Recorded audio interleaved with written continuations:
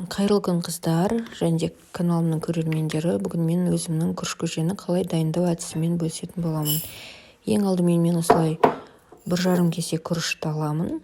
Енді күрішімізді 5-6 рет жақсылап салқын суда жуып аламыз. Ары қарай қазанымызды отқа қойып, күрішімізді салып алатын боламыз. Үйдегі бар күріштен жасаймыз, ешқандай да арнайы күріш қажет емес. Мұны күріштің бәрін жақсылап осылай ыдысынан босатып салып алғаннан кейін 1,5 кесе күрішіміздің үстіне 3,5 кесе салқын су құямыз. Және де бетін жауып, күрішіміздің бір қайнағанын күтеміз. Мұны күрішіміз қайнады.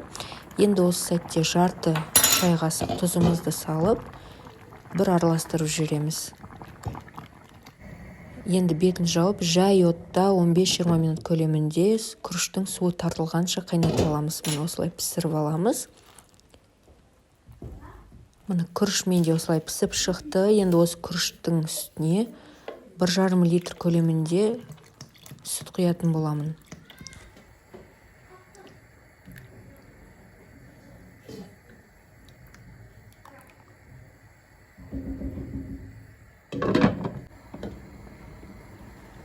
Мұны бізде сүт осылай бұрқылдап, өте жақсы болып қайнап жатыр. Осы сәтте астын қозғап, бір жақсылап араластырып аламыз.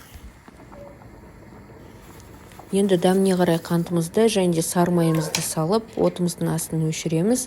Және де кашамызды жақсылап бір араластырып алып, бетін жауып 10 минут көлемінде қойып қоятын боламыз. Сол сәтте біздің сүтіміз тартылып, осындай өте дәмді каша пісіп шығады.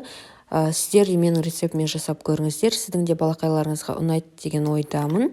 Және де қазақша контентте каналды қолдап, каналыма жазылуды ұмытпаңыз.